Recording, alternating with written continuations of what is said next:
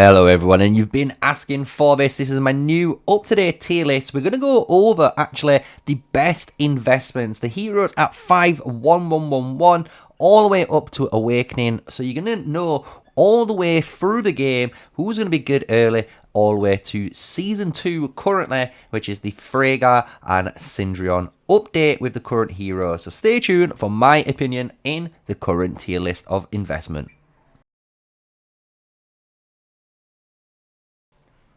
Yes, smash a like, comment, and subscribe for more daily Call of Dragons content. I'm here giving you guys all that juicy goodness, and today we're going to go over the best investments, since a lot of players are looking at heroes and are wondering where can we be investing and get the maximum value out of those heroes, because obviously there's some heroes that when you get in early game aren't going to be used as much as you think, or obviously if you're aiming for like a PvP match, that is going to be something of a high priority.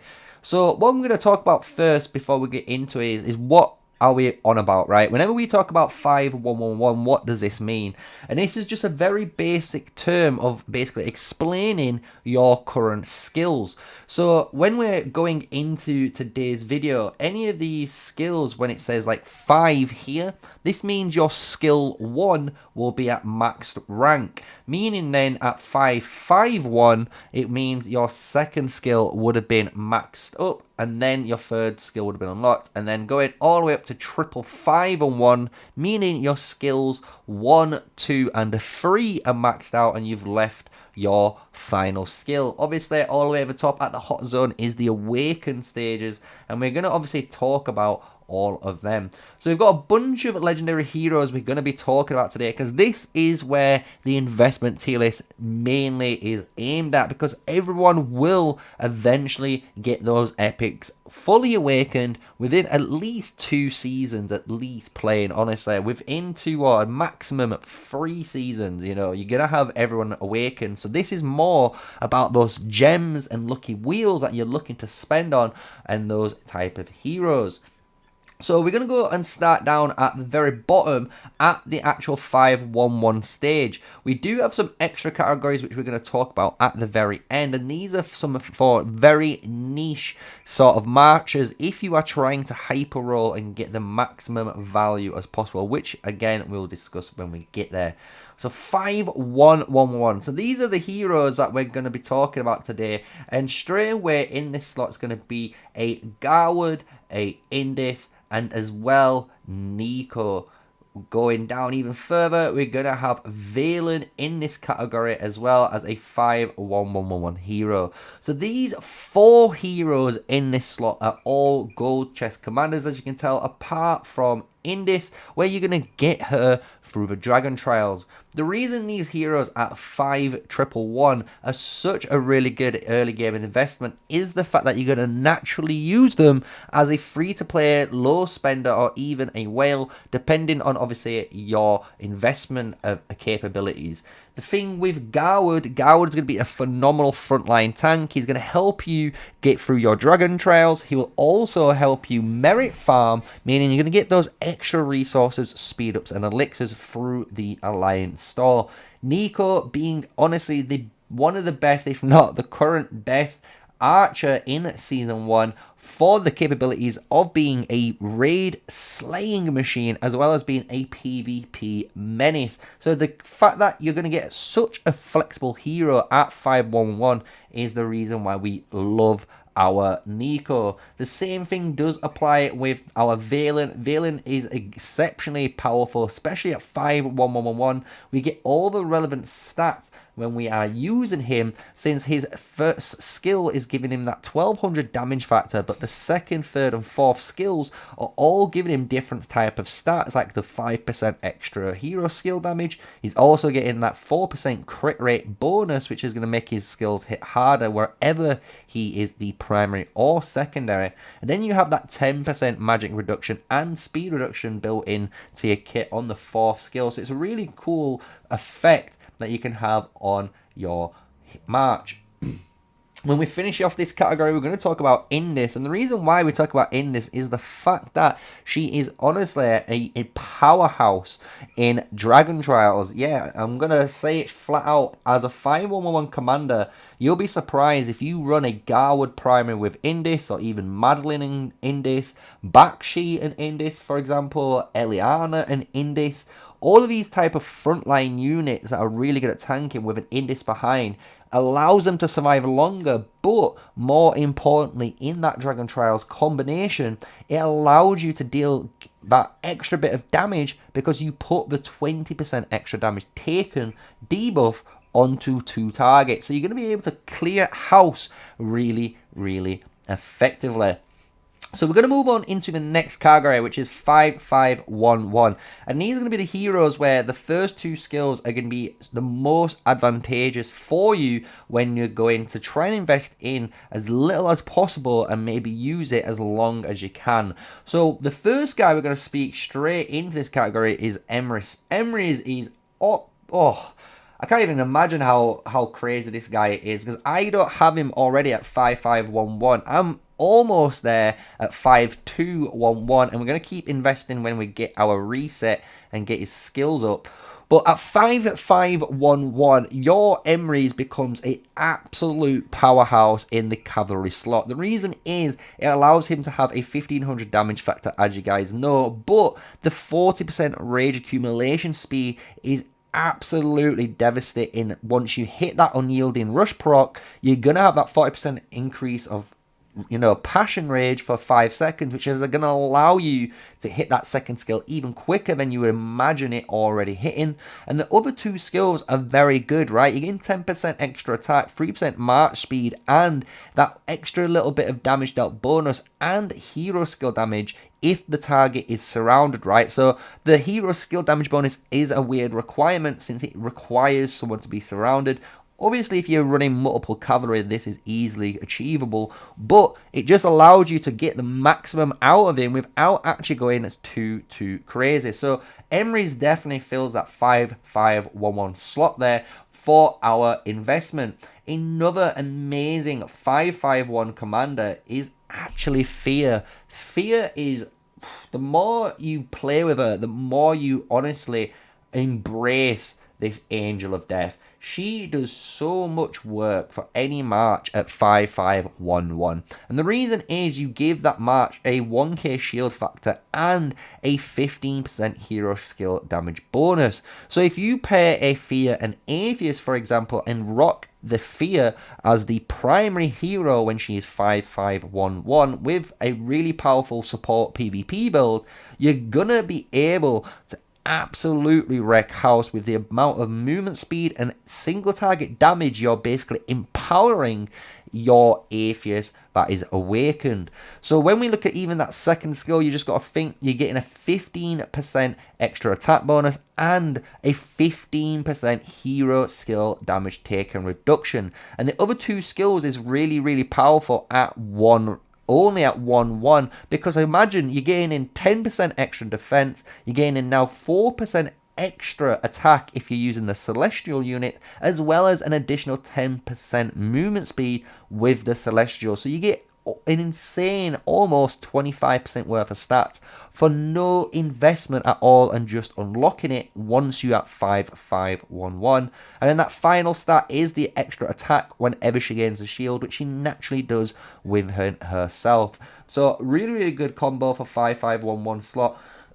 Definitely worthy, in my opinion, in that area. We've got obviously more commanders to talk about, and one in the 5551 keep category, in my opinion, is gonna be someone like Madeline. So Madeline is one of these heroes for a low spender free-to-play player that at 5551 as a PvP match, you will get honestly the maximum benefits out of it.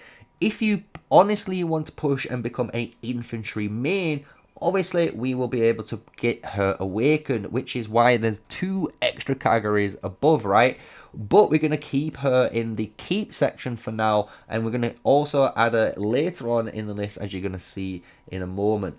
But at 555-1, keeping it at that line, it allowed you again to get the maximum amount of tanking capabilities out of her, which is really, really beneficial for your front line. So if you're looking for a raid march, you could run a now 555-1 a Madeline with a 5111 Garwood, and you'd be surprised on how tanky and damage taking you're going to be dealing with that march. You're also going to be able to use her with other heroes, which is really, really powerful, because with other heroes you're going to allow yourself to be an insane unit, which is a flexible choice for, as you've seen if you've been paying attention to my channel, Madeline can be used, as you know, with infantry units, but we've tested her with archers as well, and she's effectively powerful with archers too.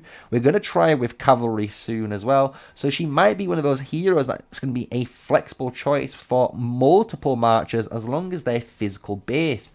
So I would honestly keep her at 5551 for all the low spenders that are looking for some sort of infantry march. But we are now going to go into the 5551 push category, and this is a very, very powerful category, because this is where you are at 5551 and you know if you push this you're going to get a ton of value out, and there's a hero that instantly goes into this, which is Kanara.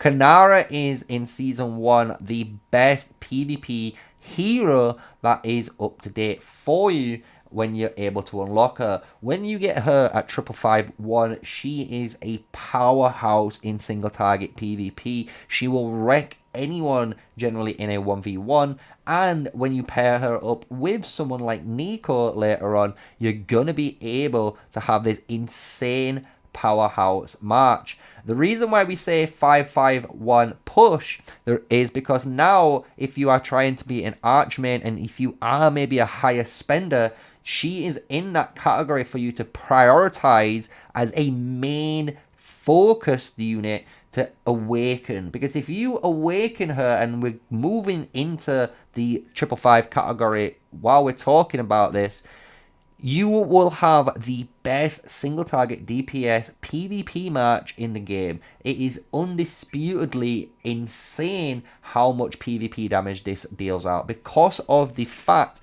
that when you have an awakened Kanara, you're going to be always shredding the target's physical defense, and because you're triggering that physical defense reduction and you're applying a 15% damage dealt reduction to that unit, so their damage they're trying to deal to you is now reduced by a flat 15%. Then you have all the stats that you have on counter hits. You are honestly a menace to society. While we're in the 555 category, we're going to put a lot more heroes in here, because there is a lot that are very, very key. So Bakshi Awakened and Emery's Awakened in this category are the two highest single target DPS march in the entire game. This, in my eyes, even though this is not a pairing video, I would consider a Bakshi Emery's or Emery's Bakshi, depending on the talent setup, to be the #1 damage march in the game, because it is the only march that is capable of killing the Kanara marksman. And this is because of, you guys know, the unyielding rush plus the cavalry unit advantage system, so it keeps the marksman in check. But one extra hero or two extra heroes that are going to fit into the awakened area is going to be Madeline and Nico as well. These two heroes, once they are awakened, this isn't about obviously prioritize these heroes now. This is just putting the best awakened heroes now into these stages in season 1. When you awaken Madeline and Nico, these two heroes are absolutely absurd. With Kanara, the Nico and Kanara build is one of the strongest, if not, like I said, the second strongest pair in the game. It only loses to the cavalry units, and the reason why is because whenever that Kanara hits that awakened ability and shreds your defense, the Nico can see that your physical defense is shredded and then fire off additional skill damage on top of their absurd amount of skill damage they have. With together their kits, they have an increase of, I believe, 50% extra normal attack damage, which is just absurd amount of numbers, as well as counter attack damage. So when you put all of that together and you're not factoring talents, this March is very, very devastating.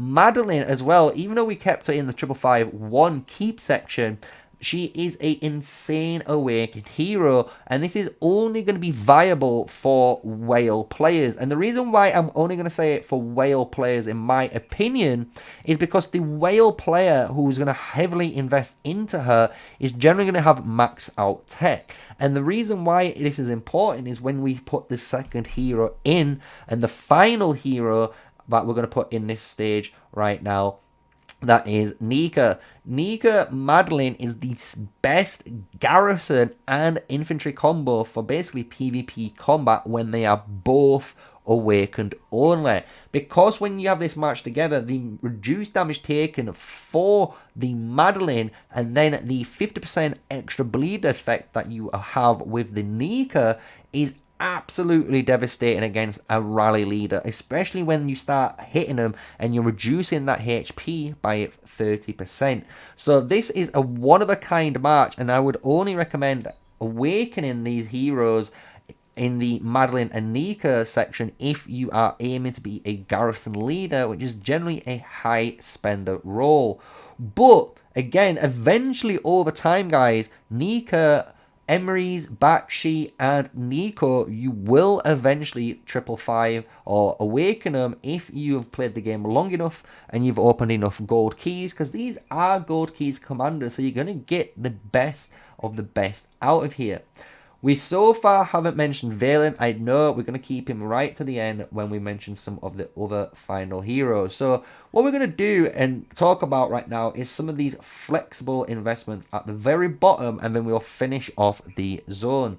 So we have a 5-1-1-5 category, and this is a category where if you're aiming to try and get the maximum value as possible, what would you be able to do? And in my eyes, Lilia fits this perfectly.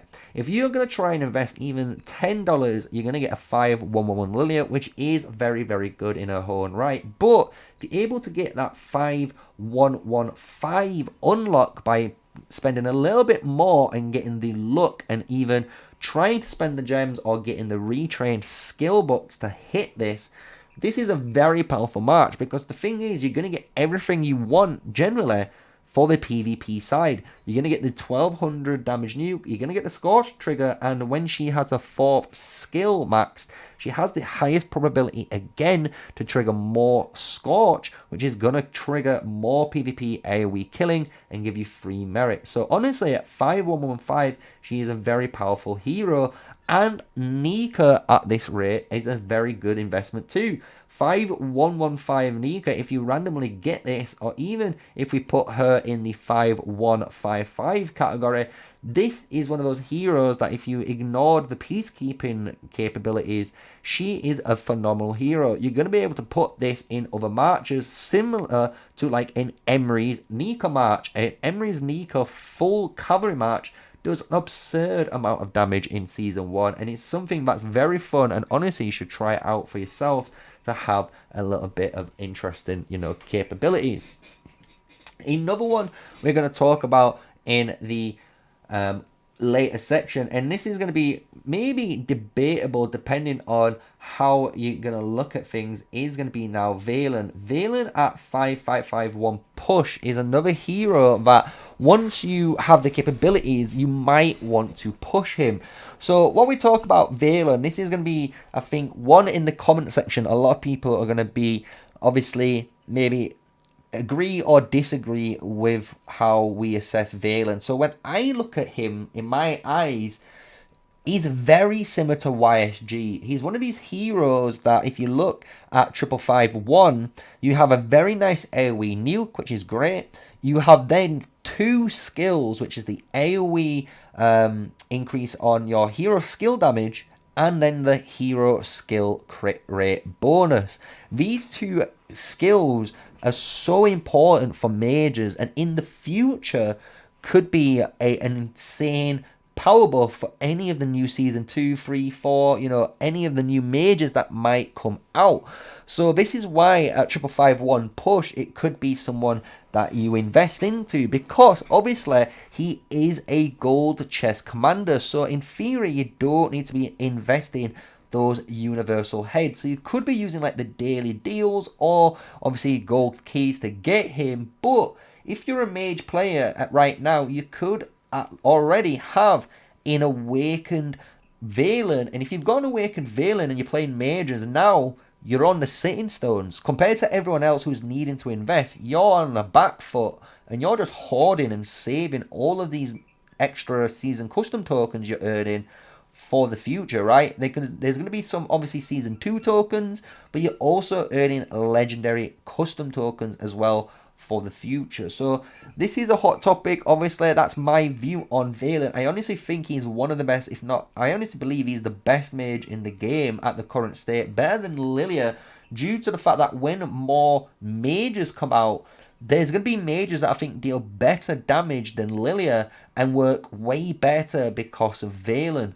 So definitely invest into Velyn if you're looking for a mage hero that's going to be one that you can push forward and not have to worry about. But honestly, you could argue, and I know that those guys in the comment section could argue, you could leave him at 55551 and keep him there and you're happy, right? Because you've got to remember, and this is the one thing about the awakened heroes at quad 5, to get an awakened hero from 5551 to get him all the way for that 4th skill, it's going to cost you over 310 plus heads, because it's 75 plus 75, that is going to be 150. Then you got 80 and 80, which is 160, and plus them together 310.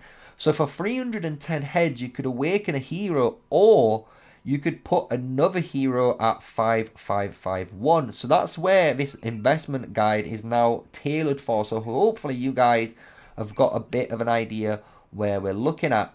We're going to finish this tier list off with the last little bit of legendary heroes in season 1, and then I'm going to give you guys my little tips for the season 2 heroes, even though they're not in this current document because they're not available for us to pick. So we're going to go and put our Garwood in 5155. I believe at 5155 you have every stat you actually care about for your Garwood, which is in the PvP or in the PvE realm, because the second skill for your Garwood is the garrison skill, and this skill is obviously not going to be something you want, since you're not going to be a garrison leader if you're a free-to-play player. So if you're going to try and aim for anything, hopefully try and unlock those other skills and then nicely land in a 5155 state. And if they do, you can ignore him and leave him like that for the rest of the game, and you're going to be happy as days. Another hero as 5155 is really good is your Indis, as well as we're going to go into your Husk. Husk is a very good hero as well in this category, because similar to your Garwood now, he has one of his skills that are tailored towards rallying only. So if it's any other skill that's not based on that, so when we go to your actual skill page, it is the second skill. So you could have him at 5155, and by having him at 5155, it's going to allow you to have the maximum amount of stats for any march that you can slap him on as a deputy or primary for PvP capabilities. So now we've got the last set of heroes. Bakshi, again, very good at 5155. Again, his second skill is a peacekeeping skill, so if you're going to try and ignore that, that is the best way of pushing his skills. So you can get him maxed out at 50 and then level his stars up all the way to 4 stars and try and land the 66% chance now in your favor in the other 2 skills at 5155, and you're going to be happy as days. So now we've got a few more heroes. To finish off, Lilia, I'm going to also put all the way up into the awakened state. And the reason why is she is, as you guys know, the fastest technically hero you can awaken. If you are willing to spend the money, you can spend the money and get an awakened Lilia, or when you do, the amount of AoE PvP damage she deals is currently unmatched. There's no other mage that can deal the amount of AoE that she deals because of the awakening of her skill 1. So definitely very viable if you're looking for a heavy investment for the whales mainly for your Lilia. So that is going to be basically all of the seasonal heroes where I believe you're going to invest into them. You've got another few heroes, and we're going to just place these in the 5-1-1 category. If you're looking for super early investments, Hosk and Fear does fit in that category too. Hosk only costs you, I think, $20, and that will be a 5-1-1 Fear. Should I say Hosk? And then Fear you can get really early because of the royal rankings, as well as different other events maybe in the future, like the Strongest Lord, where you can unlock her, as well as the gold chests. So at 5-1-1-1, any of these heroes you've got here are perfectly viable. You can start using them whenever you like. At 5-5-1-1, when you start getting these heroes upgraded, they're basically at their best investment without going into the heavy costing. And then we go into the next set of categories, as you can see, and we look at Madeline, Kanara, and Velyn, and all of these heroes, when we do eventually awaken them, will be, honestly, some of the best heroes in the entire game when you look at the 5-on-1 push, as well as the awakening stages.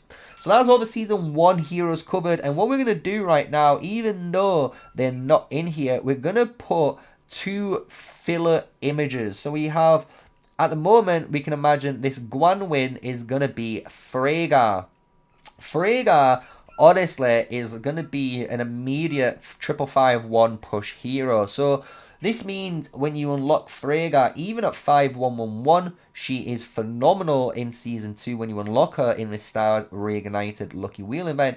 But the thing with Ffraegar is at 5-1-1-1-1, she's exceptional. At 5-1-1, she is even better. And then at 5-5-5-1, where I'm currently keeping her at, she is an insane hero. She gets all the stats you care about for normal attack damage. But if you are a whale and you're a high spender and you're looking for PvP, I'm not going to lie, she is in the 5-5-1 push category / the awakened, because when you have an awakened Ffraegar, yes, you only get 200 extra damage on that awakened stat, but the thing that you're always neglecting as well is the extra rage reduction against the opponent you are fighting. Reducing their rage reduction by 20% is an absurd amount when it comes to an advantage, especially if you're going against mages and you're trying to kill them as fast as possible. So Ffraegar is definitely one of those heroes that's going to be in the 5-5-1 push category for me. And then we have Syndrion. So Aethios is going to be my Syndrion filler. And right now, Syndrion fills in 2 categories. And we're going to put him in the 5-1-1-5 category and the awakened state. So at 5-1-1-5, your Syndrion does an absurd, and I mean he does the most damage in the entire game against a behemoth. No other hero currently in the game for single target DPS in a raid can match him because of the way his normal attack damage is calculated. So as you guys know, with Syndrion, you have an amazing double hit. So every second, instead of using 1 attack, you get 2. And this is your skill 1 trigger. However, as well, in your skill 4, when you max this out, your skill 4 will allow you to have a double hit at the start of the combat for 3 seconds. So for 3 seconds, you hit for 6 additional attacks. And for extra additional attack, you will then gain an attack bonus. And then that attack bonus is then a steroid already basically stacked, ready for your rage skill to go off. So you're going to be going off, and honestly, you're going to keep going off. And that's why at 5115, Syndrion is a absolute powerhouse in Season 2 Behemoth Slaying, and we are still currently testing him for PvP capabilities. But from what we have noticed, if you are going to be an archer main and you're going to be a rally leader, he will be one of those heroes in the awakened phase. You're going to want a Syndrion in the awakened 5555 stage, because he is an absolute rally machine when you get the additional normal crit bonus on him now, as well as the rallying damage capabilities from that skill 2 that you was trying to avoid in the early investment. But when you do awaken him, he gains that additional skill, and that additional skill is absolutely crazy. So whenever you get those normal attack hits off and you're critting people, every 5 crits, you're going to be firing off skill damage, and that is just extra damage on top of your march. So honestly, this is my opinion on the current investments from 51111 going all the way up to the awakened stages, filling the 5551 and the 5511 slots, and even the current niches in these areas. Just to remind you, just so you don't get lost, the Guan win here is meant to be Ffraegar, the legendary flying archer hero in Season 2 Stars Reignited campaign, and the Atheist is Syndrion, the new archer hero from Season 2 Stars Reignited. We currently don't have the portrait for him in the current listing, so that's why we're not able to put them in. So they're just filler images for you guys looking for the future, as well as the current Season 1 and then your burning stars in Season 1 plus that you're going to be experiencing.